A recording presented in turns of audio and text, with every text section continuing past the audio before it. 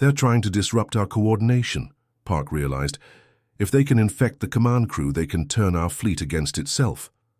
I'll handle it, Lee said, gathering his human soldiers. Continue the assault. Lee's team moved quickly to the breach point, employing the same unpredictable tactics they had used during the attack on Nexus Station. The Commonwealth security officer, Sung, joined them, observing with amazement as the humans fought. They're injured, Sung reported, back to Park, watching as one soldier continued fighting despite a severe laceration. But they don't stop. They feel pain, Park explained, but they have an unusual ability to compartmentalize it, to continue functioning despite physical damage. The boarding party was repelled, and the flagship's dispersal units were deployed successfully. Throughout the Proxima system, Compound H spread through Mycorian installations, neutralizing spores and breaking the hive mind's control over infected hosts. After 18 hours of intense fighting, the Mycorians retreated. For the first time in decades, the Commonwealth had won a decisive victory. In the aftermath, as damage reports came in and medical teams treated the wounded, Park found Captain Lee in the medical bay, getting a laceration on his arm treated. The High Command is calling it a turning point in the war, Park told him. Lee nodded. It's a good start. There's something else, Park added, his voice lower. The Council has been monitoring how your people performed in combat. They're concerned.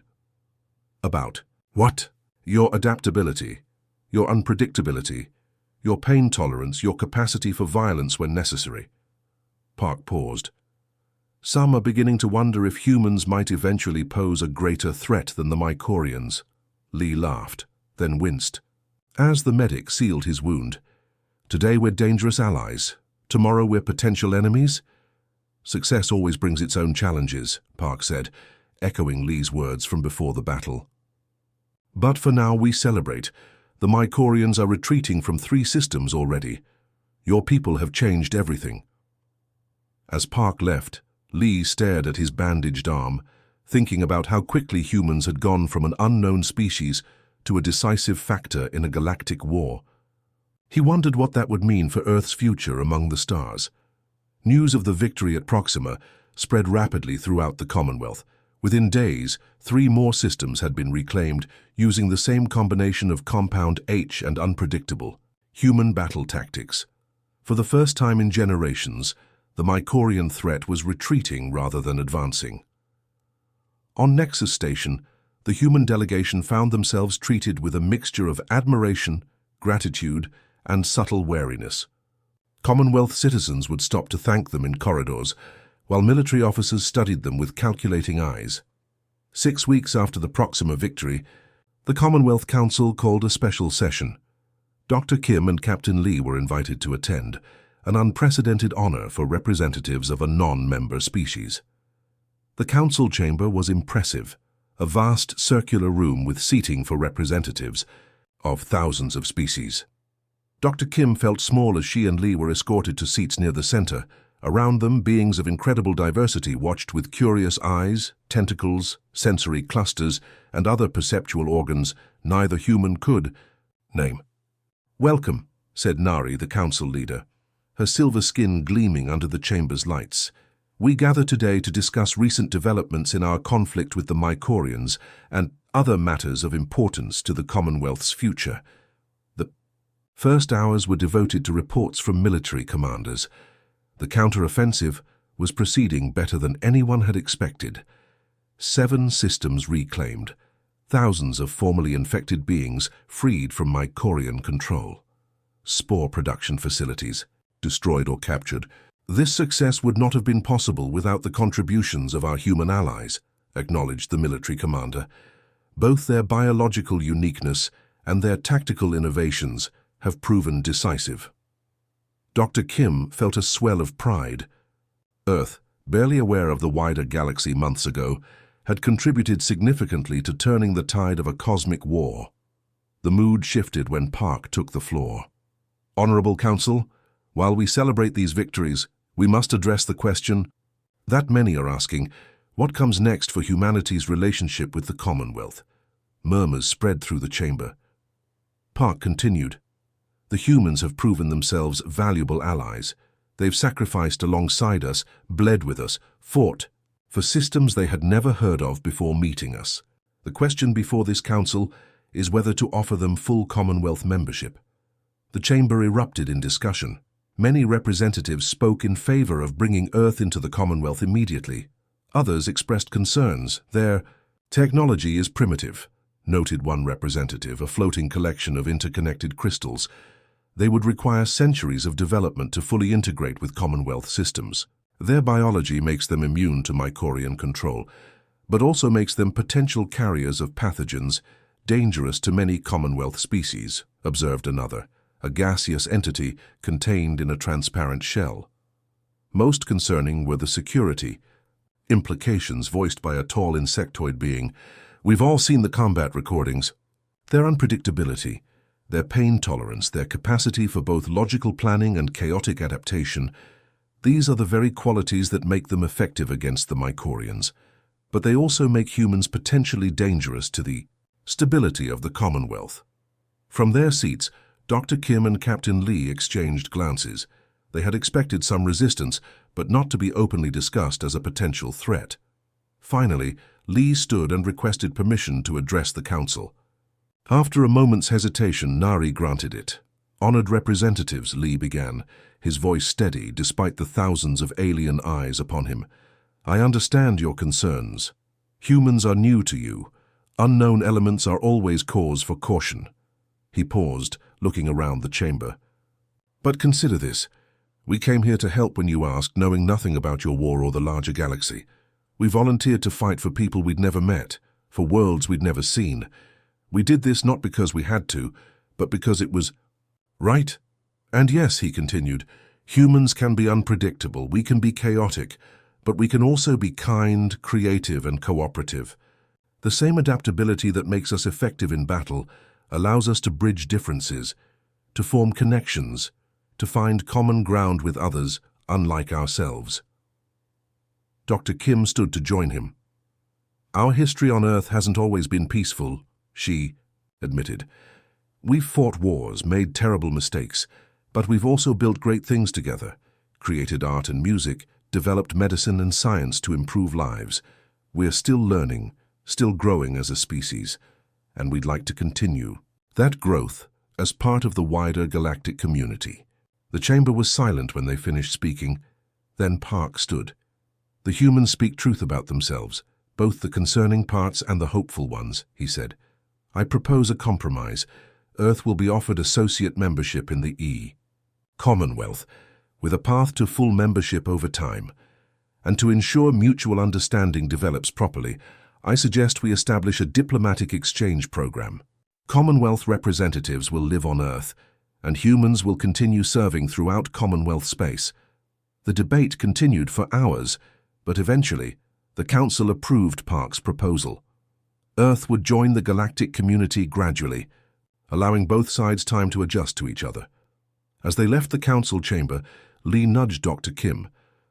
Associate membership isn't bad for a species that was eating mammoth meat just 10,000 years ago, she smiled. And the exchange program is perfect. The more our people learn about each other, the less fear there will be on both sides. 3 months later, the first Commonwealth diplomatic ship landed on Earth, touching down in a specially prepared facility outside Geneva. Representatives from 20 alien species emerged to meet Earth's leaders, while cameras broadcast the historic moment worldwide. Meanwhile, 200 human volunteers prepared to depart for assignments throughout Commonwealth space. Scientists, diplomats, engineers, and yes, soldiers. The war against the Mycorians continued, though the balance had shifted dramatically in the Commonwealth's favor. On the morning the volunteers were to leave Earth, Dr. Kim found herself back at the same airbase where her journey had begun nearly a year earlier. This time, she wasn't going. Her work developing Compound H had earned her a position leading a new xenobiology research center on Earth, where Commonwealth scientists would work alongside humans. Captain Lee was leaving again, assigned to help train Commonwealth forces in human tactical approaches. They stood together watching the Commonwealth shuttle descend from the clouds, just as it had that first day. Nervous? she asked him, echoing their conversation before the Proxima battle. Excited, he replied with a smile. We're just getting started. Far across the galaxy, in a small pocket of space untouched by the Commonwealth's counteroffensive, a fragment of the Mycorian hive mind observed and calculated. The introduction of humans had changed the equation dramatically. The old strategies would no longer work. The Mycorians had always adapted to their enemies, finding weaknesses to exploit. But these humans represented something different, a species that thrived on adaptation itself, that turned chaos into advantage, that seemed to gain strength from diversity rather than uniformity.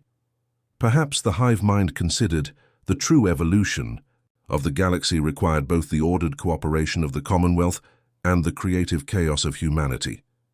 Perhaps the next phase of existence would emerge from the tension between these opposing forces. The hive mind began to formulate a new approach, not conquest, not control, something else, something that might take centuries to develop. Meanwhile, on Earth, children looked up at the stars with new understanding. Their world was no longer alone in the universe. Their future would unfold across countless worlds, alongside beings they were only beginning to understand. The species once considered too primitive to matter had become central to the galaxy's future, not because they were the strongest or the most advanced, but because they were different in exactly the right ways. Humanity's greatest strength had never been physical power or technological prowess. It had always been their ability to adapt, to think differently, to face the unknown with both caution and courage, and now the entire galaxy would learn what that meant. Hay discovered a potential biological weakness in the Mycorians, but they've demonstrated tactical advantages we hadn't anticipated. A single skirmish isn't proof of concept, said one commander skeptically. No, Park agreed, but it's a start. And combined with Dr. Kim's discovery, he paused. I believe we're ready to move to the next phase. The human advantage wasn't just their biology or their tactics. It was something more fundamental, a different way of thinking, of approaching problems, of adapting to new situations. The Commonwealth had spent centuries fighting the Mycorians using logic, protocols, and overwhelming force. Perhaps what they needed all along was human unpredictability. Dr. Kim barely slept for the next 2 weeks. The discovery that human sweat contained compounds toxic to Mycorian spores had opened a promising path, but creating a weaponized version proved challenging. She worked alongside Commonwealth scientists, her small lab team growing to include specialists from a dozen alien species. The problem isn't killing the spores, she explained to Park during one late-night briefing. It's dispersing the compound. They're effectively across different environments. We need a delivery system that works in space, on ships and on planets with different atmospheres. Park nodded, his silver features tired after months of fighting a losing war. Whatever you need, you'll have it. The solution came from an unexpected source. Tay, one of Captain Lee's soldiers, who had a background in agricultural engineering, suggested adapting the Commonwealth's terraforming technology, specifically atmospheric seeders designed to introduce beneficial microorganisms to newly colonized worlds. Instead of seeding life, Tay explained, we seed the anti-Mycorian compound. The Commonwealth engineers were skeptical at first. Weapons and terraforming equipment were developed by entirely different divisions. No one had ever considered combining them. That's because you're too specialized, Captain Lee pointed out during a tense meeting. Everyone sticks to their lane. On Earth, we're constantly repurposing technology. Necessity drives innovation. Within days, prototypes were in development. Dr. Kim's team refined the compound, now called Compound H, while Tay worked with Commonwealth engineers to modify atmospheric seeders into delivery systems. Meanwhile, Captain Lee and his soldiers continued training with Commonwealth forces, but with a significant change. Now the humans were teaching the aliens. The Commonwealth warriors, long accustomed to precise, coordinated battle strategies, struggled to adapt to the humans' more fluid approach. Don't think about the perfect formation, Lee instructed a group of crystalline Altarian warriors. Think about what the enemy doesn't expect you to do. But tactical predictability ensures coordinated response, protested the Altarian commander. "It also ensures the enemy knows exactly what you're going to do," Lee countered. "Sometimes chaos is your best weapon." As the weapon development progressed, the Commonwealth High Command prepared for a counter-offensive. For the first time in decades, they were planning an attack rather than a defense. The target, a key Mycorian staging area in the Proxima system, the same system they had lost months earlier. "Are we ready for this?" Nari asked Park privately after a strategy session. "The weapon is untested in actual combat conditions. We don't have a choice," Park replied. "The Mycorians are pushing deeper into Commonwealth space every day. If we don't strike now, we may never get another chance." The assault force assembled, 300 Commonwealth warships carrying the newly developed Compound H dispersal systems, and aboard the command vessel, a special tactical unit led by Captain Lee, 20 human soldiers who would advise Commonwealth commanders during the battle. The night before deployment, Dr. Kim found Lee in the observation deck, staring out at the stars. "Nervous?" she asked, joining him at the viewport. "Excited," he corrected her. "For the first time since we arrived, I feel like we're making a real difference." "The compound should work," she assured him. "Lab tests show a 94% neutralization rate against Mycorian spores." "It's not the weapon I'm thinking about," Lee said. "It's what comes after. If we win this battle, when we win this battle, everything changes. Humans go from being an unknown species to being key players in a galactic war." Dr. Kim hadn't considered this perspective. "You think that will cause problems?" "I think success always brings its own challenges." The fleet departed at dawn, ships slipping into phase space in perfect formation. The journey to Proxima would take 6 hours, enough time for last-minute preparations and too little time to reconsider the plan. In the command center of the flagship, Captain Lee stood with Park and the fleet commander, reviewing tactical displays. The human had been given an advisory role only, but everyone knew his suggestions carried weight. "The Mycorians will expect us to target their central spore production facilities," Lee said, pointing to the largest structure in the Proxima system. "It's the logical target. It is the primary objective," the fleet commander confirmed. "Without those facilities, they cannot produce new spores." "Which is exactly why they'll have their strongest defenses there," Lee countered. "I suggest we split our forces. The main fleet approaches as expected, but a smaller, faster group circles around to hit these distribution nodes." He indicated smaller structures scattered throughout the system. The commander frowned. "Dividing our forces reduces our overall firepower." "Sometimes the unexpected approach is better than the powerful one," Lee said.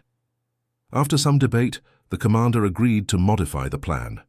A strike team of 30 ships would break off from the main fleet to attack the secondary targets, while the remainder pressed the frontal assault. They emerged from phase space on the edge of the Proxima system. Immediately, alarms sounded throughout. The fleet. Mycorian vessels were moving to intercept, more ships than their intelligence had indicated. "They were expecting us," Park said grimly. "Good," Lee replied with a smile. "That means they're also expecting us to follow Commonwealth tactical doctrine." The battle unfolded unlike any the Commonwealth had fought before. Instead of the methodical, coordinated approach they typically used, the fleet employed rapidly changing formations, suggested by Lee and his team. Ships moved unpredictably, communication patterns shifted constantly, and attack vectors changed mid-approach. The Mycorian response showed signs of confusion. Their hive-mind coordination, usually so effective at countering Commonwealth strategies, struggled to adapt to the humans' chaotic influence. "They can't predict what they don't understand," Lee explained as the fleet pushed deeper into the system, "and they don't understand how humans think." The strike team successfully reached the distribution nodes and deployed the first wave of Compound H dispersal units. Reports came back almost immediately. The compound was working, neutralizing Mycorian spores throughout the targeted facilities. Emboldened, the main fleet pressed toward the central production complex. The battle intensified as the Mycorians committed their reserve forces to protect their most crucial installation. During the height of the combat, a Mycorian boarding party managed to breach the flagship. Commonwealth security forces engaged, them in the lower decks, while the command center continued directing the fleet. Irely as the ship entered what Park called phase space, a dimension where conventional physics didn't apply. They saw stars unlike anything visible from Earth and passed through regions of space that seemed to bend around them. But it was the Commonwealth representatives who experienced the greater shock. They had expected the humans to be frightened, confused, perhaps even physically ill from the journey. Instead, they found their guests adapting with remarkable speed. When the artificial gravity briefly malfunctioned, the humans turned it into a game, pushing off walls and floating through corridors. When presented with alien food, they approached it with cautious curiosity rather than disgust. When shown technology centuries beyond their understanding, they asked insightful questions. "They're not what I expected," commented Choi, the Commonwealth's chief xenobiologist, as he observed. Dr. Kim quickly learning to use a medical scanner designed for six-fingered hands. "Most species take weeks to adjust to space travel, let alone interacting with alien technology." "It's their adaptability," Park replied. "Their planet changed so rapidly during their evolution that they developed extraordinary flexibility, mental and physical." On the third day, Captain Lee organized a friendly competition between the human soldiers and the Commonwealth security team. The humans lost every contest of strength and speed, but their unpredictable tactics and teamwork impressed. The aliens, they compensate for their physical limitations with creativity, Choi noted, and they seem to genuinely enjoy challenges. When the ship finally arrived at the Commonwealth Central Command, an enormous station orbiting a blue giant star, humans gathered at the viewing ports, their faces illuminated by the light of 1,000 docked ships from hundreds of worlds. "Welcome to Nexus Station," Park said. "Your new home." Dr. Kim felt a hand on her shoulder. It was Captain Lee, his expression serious but his eyes bright with excitement. "Ready?" he asked. She nodded, looking out at the vast, gleaming station. "Ready." Neither of them knew what awaited them aboard that station.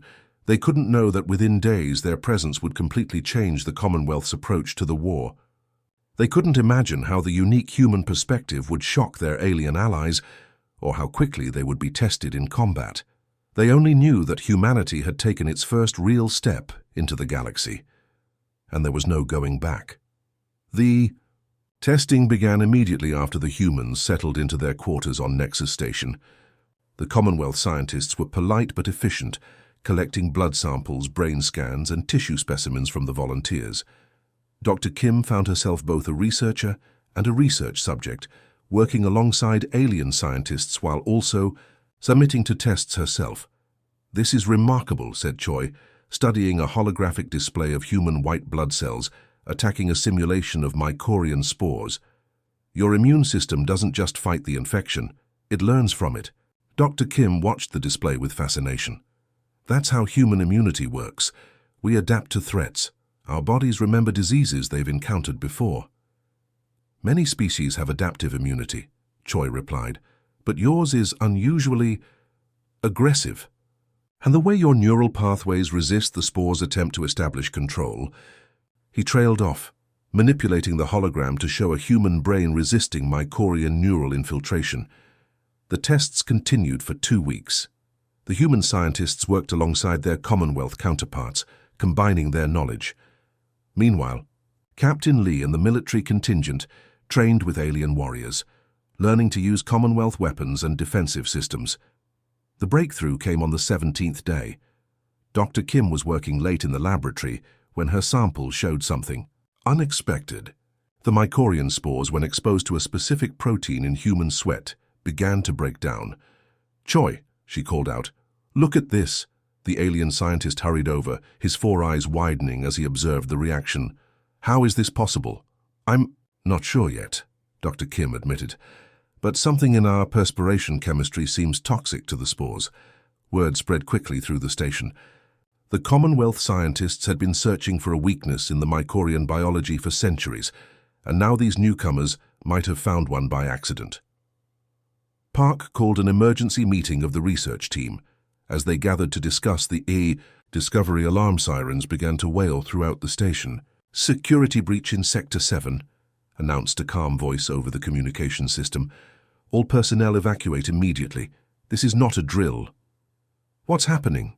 Dr. Kim asked as Commonwealth staff began rushing from the laboratory. Sector 7 is near the docking bays, Choi explained, his voice tight with fear. We need to reach the emergency shelters. They joined the crowd moving through the station's corridors. Ahead, Captain Lee and a group of human soldiers were heading in the opposite direction, toward the danger. Lee, Dr. Kim called out, where are you going? To help, he shouted back. They say a Mycorian scout ship somehow got past the defenses. They're boarding the station. Before she could respond, he and his team had disappeared around a corner. The command center, Park watched with growing concern as reports came in. The Mycorian ship had disguised itself as a damaged Commonwealth vessel and requested emergency docking. By the time they realized the deception, Mycorian boarding parties were already inside the station, releasing spores into the air circulation. System, seal all compartments, Park ordered. Activate the emergency filters. Sir, said a junior officer, there's a group of humans heading toward the breach point. Park stared at the security feed showing Captain Lee and his team moving purposefully through the corridors, wearing the environmental suits they'd been issued. What are they doing? They haven't been trained for this kind of situation. Should. We order them to return to safety, the officer asked. Park hesitated, then shook his head. No, let's see what they do. Captain Lee had no formal plan when he led his team toward the boarding site. He only knew that the station was under attack, and sitting in a shelter wasn't going to help anyone. The Commonwealth security forces were following standard protocols, evacuating civilians, sealing compartments, preparing for a methodical defense. But Lee had fought in urban environments before. He knew that standardized responses were predictable, and from what he'd learned about the Mycorians, they excelled at countering predictable enemies. We need to split up, he told his team as they reached a junction near the affected area. Jun and Tae circle around to approach from below. Mindy. And Song, take the maintenance ducts and come in from above. The rest with me. We'll create a distraction at the main entrance. His team nodded and moved out, adapting instantly to the changing situation. In the command center, Park watched with growing amazement as the human soldiers separated, using routes that weren't even on the station's main schematics. How did they find those access ways? He wondered aloud. We didn't brief them on station layout beyond the main corridors. They've been exploring, said Han, the security chief. I've seen them in the off-duty hours, wandering the station, asking questions about the design. On the security feeds, they watched as the humans coordinated their unconventional approach. Captain Lee's main group made a noisy advance toward the docking bay, drawing the attention of the Mycorian boarders. Meanwhile, the smaller teams slipped into position behind and above the invaders. The Mycorians had expected to face the Commonwealth's standard defense protocols. Instead, they found themselves under attack from 3 directions simultaneously, facing enemies who didn't move or fight like any Commonwealth species. They're improvising, Han said with astonishment, as the humans adapted their tactics on the fly, using the station's environment in ways the Commonwealth forces never considered. One soldier used a maintenance panel as a shield, another repurposed a cleaning drone as a distraction. The battle was brief but intense. When it ended, the Mycorian boarding party had been contained, their spores neutralized by the station's emergency systems. In the aftermath, as the humans regrouped with the Commonwealth security forces, Han approached Captain Lee. That was unorthodox, the security chief said. Lee shrugged. We worked with what we had. You didn't follow any recognizable tactical doctrine. The enemy knows your tactical doctrines, Lee replied simply. So we didn't use them. Word of the humans. Success spread throughout the station. What impressed the Commonwealth most wasn't just that the humans had helped repel the attack. It was how they'd done it. Their unpredictable thinking, their ability to improvise, their willingness to take calculated risks. These were qualities the methodical, protocol-driven Commonwealth forces lacked. Later that night, Park met with the Commonwealth High Command via holographic conference. The humans have proven their value sooner than expected, he reported. Not only have the